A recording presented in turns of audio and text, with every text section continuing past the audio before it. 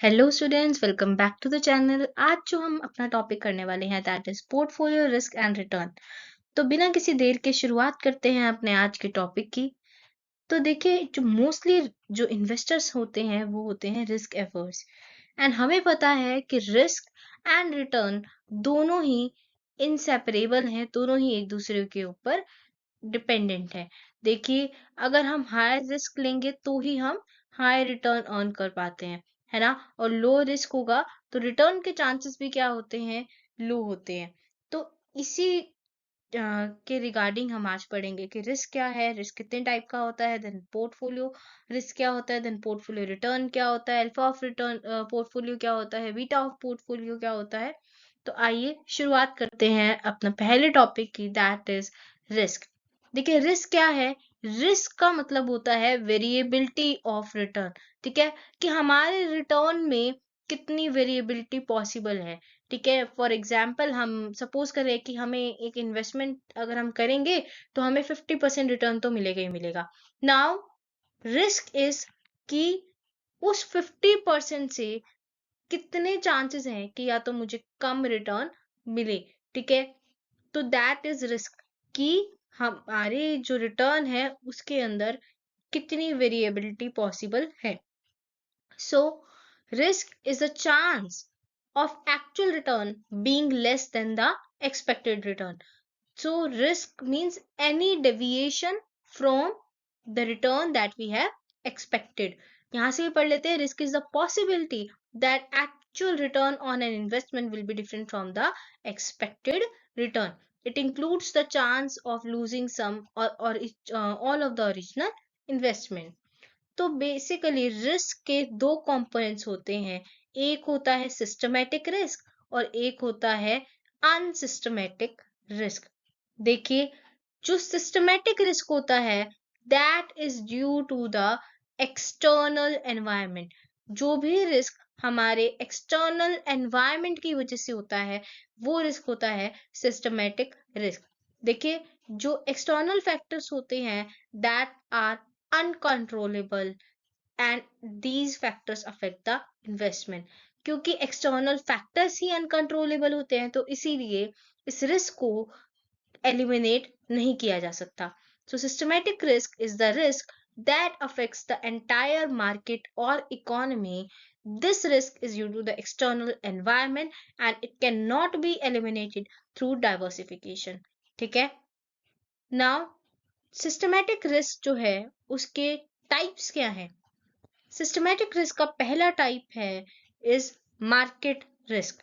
देखिए, market risk क्या है। Market risk is that risk that arises due to the fluctuations in stock prices. ठीक है, किसकी वजह से होता है, स्टॉक प्राइसेस में फ्लक्चुएशंस की वजह से, due to market wide events. So एक बहुत ही फेमस ऑथर हैं जैक क्लार्क फ्रांसिस। उन्होंने मार्केट रिस्क को किस तरीके से डिफाइन किया है। उन्होंने कहा कि market risk is that portion of total variability of return that is caused by the forces of bull and bear phases। ठीक है, कि उन्होंने कहा, क्या कहा कि मार्केट रिस्क वो रिस्क है जो कि रिटर्न में चेंजेस आते हैं पुल एंड बियर फेजेस की वजह से। ठीक है, so basically during the bull and bear phases more than 10% of the security price rise or fall along with the stock market indices. Investors can try and eliminate market risk by being defensive or conservative in framing their portfolio। ठीक है, this will reduce their risk to some extent but market risk cannot be completely eliminated। completely eliminate तो कर ही नहीं सकते हैं, but defensive होकर, conservative होकर हम अपने जो रिस्क है उसको कम कर सकते हैं। ठीक है, सो मार्केट रिस्क हमने पढ़ा कि कंप्लीटली एलिमिनेट नहीं हो सकता because falling markets would bring down the prices of all stocks. Next up we have interest rate risk. देखिए, इंटरेस्ट रेट रिस्क क्या होता है। The price of securities will rise or fall depending on the change in the interest rate the longer the maturity of a security, the higher the yield on an investment and lower the fluctuations in prices. Short term interest rate fluctuate at a great speed and are more variable than the long term securities. ठीक है, and इसी interest rate में change होने की वजह से जो risk arise होता है, that is interest rate risk. So changes in interest rate affecting bonds prices, ठीक है, बोरोइंग कॉस्ट, ठीक है, ये क्या होता है हमारा इंटरेस्ट रेट रिस्क. तो सिंपल सी बात में अगर हम बात करें तो जो भी हमारे रिटर्न्स में वेरिएशंस आएगा due to fluctuation in the market interest rate, वो क्या होगा हमारा इंटरेस्ट रेट रिस्क. तो इंटरेस्ट रेट रिस्क हमारे बॉन्ड के प्राइसेस को एंड कॉस्ट ऑफ बोरोइंग, इन दोनों को ही अफेक्ट करता है, साथ ही साथ बॉन्ड के रिटर्न को भी अफेक्ट करता है. Next is purchasing power risk, sorry, हम इसको इन्फ्लेशन रिस्क भी बोल सकते हैं. ठीक है, so purchasing power risk या inflation risk is the probable loss in the purchasing power of the returns to be received. So inflation risk जो है परचेजिंग पावर में चेंज आने की वजह से जो हमारे रियल रिटर्न्स में चेंज आता है, ठीक है, वो क्या होता है परचेजिंग पावर रिस्क. इसीलिए हम इसको इन्फ्लेशन रिस्क भी कहते हैं.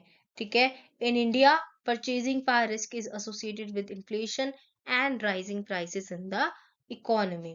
नेक्स्ट इज रिसेशन और इकोनॉमिक रिस्क. ठीक है, जो भी रिस्क रिसेशन की वजह से होगा वो क्या होगा हमारा रिसेशन या इकोनॉमिक रिस्क. ठीक है, जो कि हमारी इंडस्ट्री में डाउन टर्न की वजह से होगा. फिर कुछ रिस्क जो है पॉलिटिकल या रेगुलेटरी रिस्क भी हो सकते हैं, वॉर टाइप सिचुएशंस की वजह से भी हो सकते हैं, इलेक्शंस की वजह से हो सकते हैं, गवर्नमेंट की कोई पॉलिसी चेंज हो गई उसकी वजह से भी हो सकते हैं. तो उसकी वजह से जो रिस्क आएगा दैट इज सिस्टमैटिक रिस्क. उसके बाद हम पढ़ते हैं अनसिस्टमैटिक रिस्क. अनसिस्टमैटिक रिस्क क्या होता है, जो कि स्पेसिफिक होता है या फिर जो कंपनी स्पेसिफिक होता है. सो देखिए अनसिस्टमैटिक रिस्क क्या होता है कि unsystematic risk is basically that risk that is unique to a company और इंडस्ट्री. ठीक है, जो कि कंपनी स्पेसिफिक होगा या इंडस्ट्री स्पेसिफिक होगा. जो अनसिस्टमैटिक रिस्क होता है that arises due to the managerial inefficiency, कोई टेक्नोलॉजिकल चेंज हो सकता है उसकी वजह से. ठीक है, availability of raw material, changes in consumer preferences, labour problem हो गए हमारी इंडस्ट्री के अंदर मान लीजिए, उसकी वजह से भी ये रिस्क जो है अराइज हो सकता है. सो ये वाले रिस्क क्योंकि कंपनी स्पेसिफिक होते हैं या इंडस्ट्री स्पेसिफिक होते हैं, तो ये कंपनी टू कंपनी वेरी करते हैं, इंडस्ट्री टू इंडस्ट्री वेरी करते हैं. ठीक है, सो इन इसमें बेसिकली हर एक इंडस्ट्री के लिए इस रिस्क को अलग से एनालाइज किया जाएगा.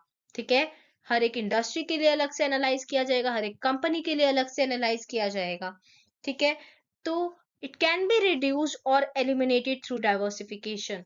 ठीक है, क्योंकि कंपनी स्पेसिफिक होता है, इंडस्ट्री स्पेसिफिक होता है, ये बेसिकली रिड्यूस भी किया जा सकता है, एलिमिनेट भी किया जा सकता है. कैसे? डाइवर्सिफिकेशन के थ्रू.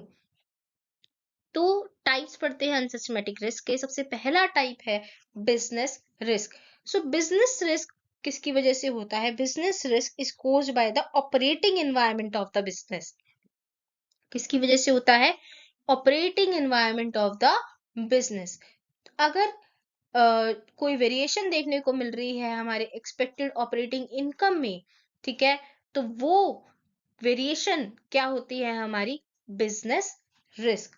ठीक है, तो बिजनेस रिस्क बेसिकली हम क्या कह सकते हैं कि मान लीजिए हमारे रेवेन्यू में डिफरेंस दिख रहा है, हमारा earning before income and earning before जो हमारा इंटरेस्ट एंड टैक्स में कोई अगर हमारा डिफरेंस मिल रहा है, ठीक है, तो वो भी हम क्या कह सकते हैं कि हमारा बिजनेस रिस्क है. नेक्स्ट हम बात करते हैं फाइनेंशियल रिस्क की. ठीक है, फाइनेंशियल रिस्क बेसिकली क्या होता है? Financial risk refers to the variability in income due to debt capital.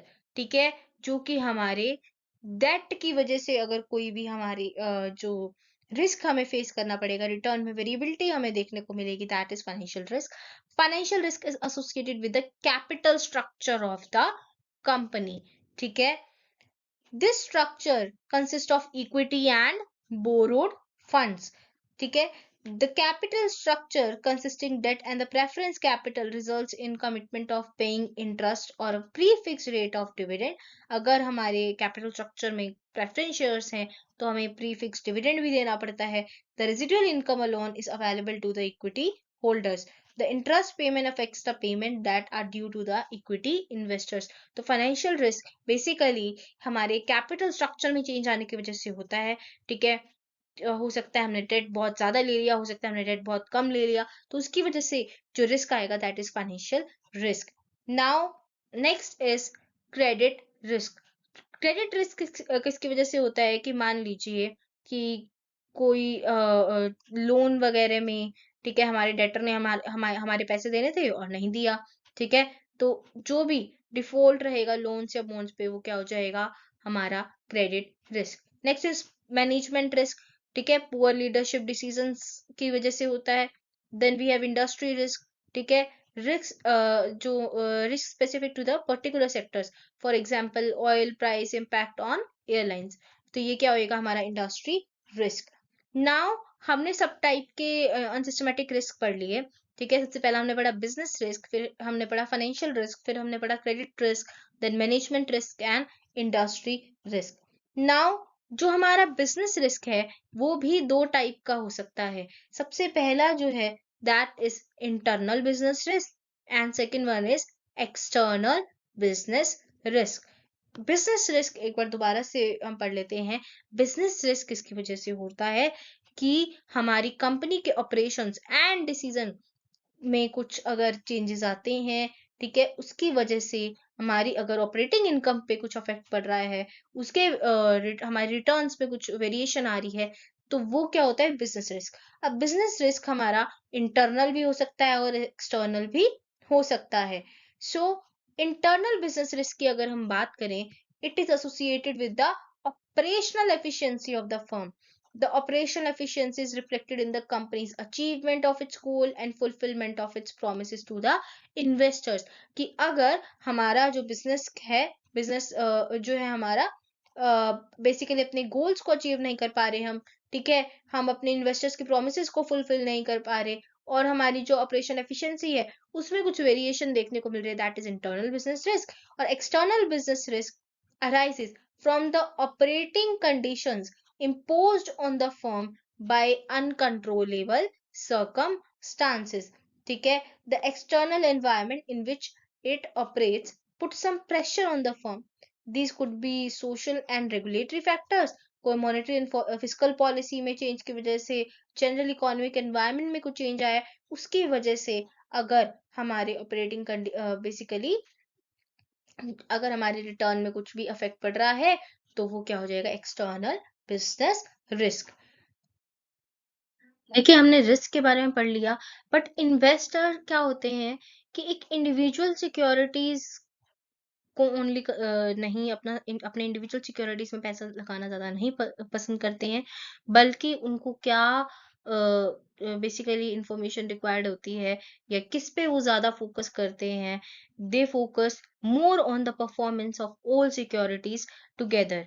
ठीक है, तो मोस्टली वो अपने पोर्टफोलियो को डाइवर्सिफाई करके रखते हैं so that they can protect against the risk of single securities और class of securities. So portfolio risk की अगर हम बात करें, it refers to the overall risk of a portfolio. जो भी हमारे पोर्टफोलियो का ओवरऑल रिस्क है, ठीक है, उसको हम क्या बोलते हैं, portfolio risk. A well diversified portfolio क्या करता है कि अनसिस्टमेटिक रिस्क, जिसे हम कंपनी स्पेसिफिक या फिर इंडस्ट्री स्पेसिफिक रिस्क भी बोलते हैं, उसको कम से कम कर देता है। एंड अब जो हमारे पास रिस्क बचा that is systematic risk. Systematic risk को तो हम एलिमिनेट ही नहीं कर पाते है ना, तो हमारा मेन मोटिव क्या होता है कि हम अनसिस्टमेटिक रिस्क जिसको हम कंट्रोल कर सकते हैं, ठीक है, एलिमिनेट कुछ हद तक कर सकते हैं, एटलीस्ट इसको तो रिड्यूस करें। ठीक है, सो बेसिकली अगर इसका फॉर्मूला देखें, देखिए रिस्क को हम स्टैंडर्ड डेविएशन से रिप्रेजेंट करते हैं। किससे रिप्रेजेंट करते हैं, स्टैंडर्ड डेविएशन। स्टैंडर्ड डेविएशन क्या होता है, देखिए एक्चुअल जो हमारा डेटा है वो मीन से कितना वेरिएट कर रहा है, दैट इज स्टैंडर्ड डेविएशन, है ना। तो पोर्टफोलियो रिस्क भी क्या है, ठीक है, या फिर हम ऑलरेडी रिस्क देखें कि जो हमारा एक्सपेक्टेड रिटर्न है उससे हमारा एक्चुअल रिटर्न कितना वेरिएट कर रहा है, दैट इज रिस्क, है ना। तो इसे इसलिए हम इसको किससे रिप्रेजेंट करते हैं, स्टैंडर्ड डेविएशन से।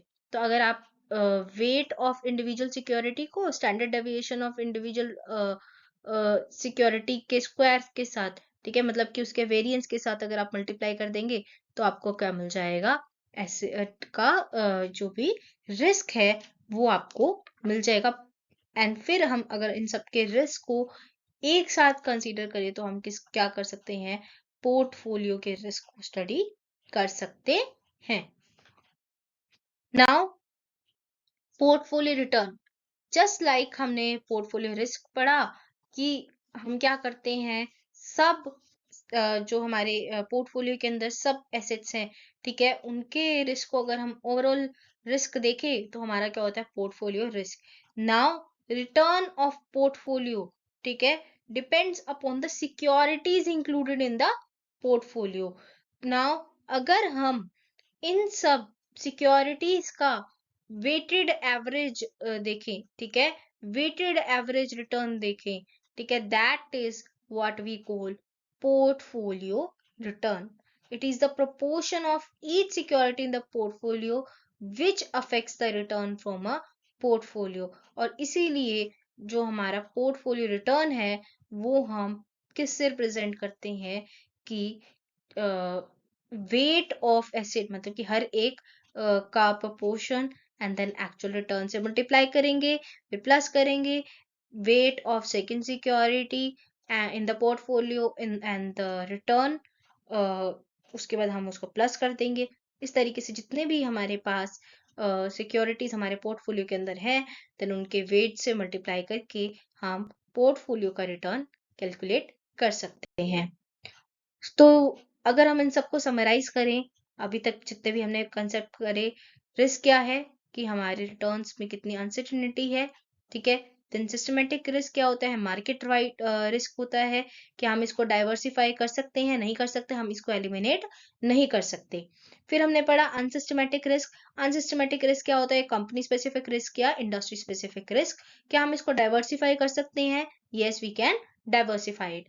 उसके बाद हम बात करते हैं पोर्टफोलियो रिस्क की। पोर्टफोलियो रिस्क क्या है, total risk of portfolio. Next up we have portfolio return, it is a weighted average of returns, ठीक है। फिर हम बात करते हैं बीटा ऑफ पोर्टफोलियो। ना बीटा ऑफ पोर्टफोलियो बेसिकली हमारे सिस्टमैटिक रिस्क को शो करता है। सिस्टमैटिक रिस्क क्या होता है, मार्केट रिस्क, जो कि एक्सटर्नल एनवायरनमेंट की वजह से होता है, इसको हम एलिमिनेट नहीं कर सकते हैं। तो पढ़ते हैं portfolio beta. Portfolio beta measures how sensitive the portfolio is to the market movements, कि हमारा पोर्टफोलियो मार्केट मूवमेंट्स के अकॉर्डिंग कितना सेंसिटिव है, ठीक है। देखिए अगर हमारा बीटा 1 है तो मतलब क्या है कि हमारा जो पोर्टफोलियो है एग्जैक्टली मार्केट के अकॉर्डिंग ही मूव कर रहा है, ठीक है, इसका जो पेस है एग्जैक्टली मार्केट के अकॉर्डिंग है। नेक्स्ट अप वी हैव, अगर हमारा बीटा जो है ग्रेटर देन 1 है, ठीक है, मार्केट से ज्यादा वॉलेटिलिटी को ये शो करता है, ठीक है, कि रिस्क क्या है, मार्केट से भी ज्यादा है। अगर हमारा बीटा लेस देन 1 है, इट शोज दैट मार्केट से कम वॉलेटिलिटी हमारे पोर्टफोलियो के अंदर है, रिस्क जो है वो मार्केट रिस्क के अकॉर्डिंग क्या है, कम है, ठीक है। नेक्स्ट है बीटा अगर हमारा 0 है, इट रिप्रेजेंट्स कि हमारा मार्केट से कोई रिलेशन नहीं है। एंड अगर हमारा बीटा लेस देन 0 है, दैट मीन्स कि हमारा पोर्टफोलियो मार्केट की जो पोर्टफोलियो है उससे बिल्कुल अपोजिट डायरेक्शन में मूव कर रहा है। देखिए अगर हमारा बीटा लेस देन 1 है, बीटा लेस देन 1 किस केस में होता है, डिफेंसिव स्टॉक के में, ठीक है। बीटा हमारा लेस देन 1 कौन से स्टॉक्स में होता है, डिफेंसिव स्टॉक्स में। सो डिफेंसिव स्टॉक्स क्या होते हैं, वो shares that have beta value less than 1, ठीक है, which implies that these show a movement in the return at a slow pace as compared to the movement of the overall market. ठीक है, अगर मान लीजिए कि बीटा क्या है 0.75, then for every 1% change in the overall market this will show a movement of 0.75%.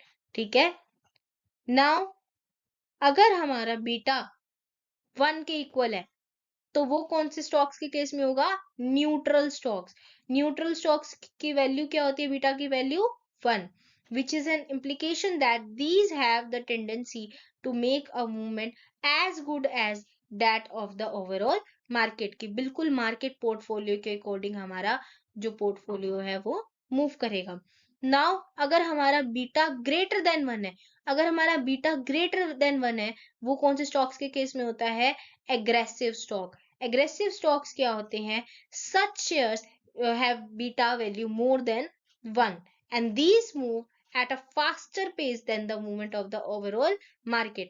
For example, अगर हमारा बीटा जो है शेयर का 1.45% है, तो इसका मतलब क्या है कि अगर हमारे मार्केट में 1% चेंज आया है, तो हमारे जो पोर्टफोलियो है उसके अंदर उसके रिटर्न्स में कितना चेंज आएगा? 1.45%। ठीक है, तो इसका आप फॉर्मूला देख सकते हैं। This is the formula to calculate the beta of portfolio. ठीक है, so beta of individual asset को अगर हम वेट के साथ मल्टीप्लाई कर दें, ठीक है, एंड फिर हम सब हमारे जो पोर्टफोलियो में सब एसेट्स हैं उनके वेट्स के साथ उनके बीटास को मल्टीप्लाई करके ऐड कर दें, तो हमारे पास क्या निकल जाएगा? Beta of portfolio. Portfolio is slightly less risky than the market. Next is alpha of portfolio. देखिए, portfolio alpha measures how much extra return the portfolio generates above what is expected from its beta. It shows the skill of portfolio manager. ठीक है, कि हम beta से ज्यादा कितना extra return हमारा जो पोर्टफोलियो है वो जनरेट कर सकता है, और बेसिकली अल्फा ऑफ पोर्टफोलियो ही बताता है कि हमारा पोर्टफोलियो मैनेजर कितना स्किल्ड है। ठीक है, अगर हमारा अल्फा ग्रेटर देन 0 होगा, दैट मीन्स हमारा पोर्टफोलियो जो है उसने हमारे एक्सपेक्टेशन से भी बेटर परफॉर्म करा है। अगर हमारा अल्फा इज इक्वल टू 0 रहेगा, तो फिर इसका मतलब है कि पोर्टफोलियो जो है उसने जैसा हमने एक्सपेक्ट करा था एग्जैक्टली वैसा ही परफॉर्म करा है। और अगर हमारा अल्फा पोर्टफोलियो लेस देन 0 रहेगा, दैट मीन्स कि उसने हमारा जो पोर्टफोलियो है उसने अंडर परफॉर्म करा है। नाउ देखिए, CAPM के अकॉर्डिंग हम अल्फा ऑफ पोर्टफोलियो का फॉर्मूला निकालते हैं। देखिए, RP that means actual portfolio returns minus अगर हम करें रिस्क फ्री रेट, ठीक है, उसमें अगर हम ऐड कर दें किसको? Beta of portfolio into risk जो हमारा मार्केट रिटर्न है, और माइनस रिस्क फ्री रेट, तो ये हमारा क्या निकल जाएगा? हमारा अल्फा ऑफ पोर्टफोलियो निकल जाएगा। ठीक है, अगर हमारा देखिए इस केस के अंदर हमने एक एग्जाम्पल ले रखा है। ठीक है, इस केस में हमारा पोर्टफोलियो का जो अल्फा आ रहा है वो आ रहा है 3.4%, दैट इज ग्रेटर देन 0। ठीक है, मतलब कि ये वाला जो पोर्टफोलियो है उसने हमारी एक्सपेक्टेशन से भी बेटर परफॉर्म करा है। Now summary table again. ठीक है, बीटा क्या मेजर करता है? Market risk of the portfolio. ठीक है, ये बेसिकली मार्केट में कितनी सेंसिटिविटी है उसको रिप्रेजेंट करेगा। बट अल्फा ऑफ पोर्टफोलियो क्या बताएगा? कि excess return based on beta. ठीक है, एंड ये क्या बताएगा? अल्टीमेटली मैनेजर कितना स्किल्ड है एंड कितना आउट परफॉर्म कर सकता है as compare to the expectations, कि हमारा पोर्टफोलियो कितना आउट परफॉर्म कर सकता है as compare to our expectations. So this is all about today. अगर आपको कोई भी क्वेरी है या आप कोई और टॉपिक आप हमें कहना चाहते हैं कि उस पर वीडियो बनाई जाए, तो आप हमें कमेंट सेक्शन में बता सकते हैं। Thank you so much. अगर आपको ये वीडियो पसंद आई हो तो please like this video and subscribe our channel for more such videos. Thank you so much.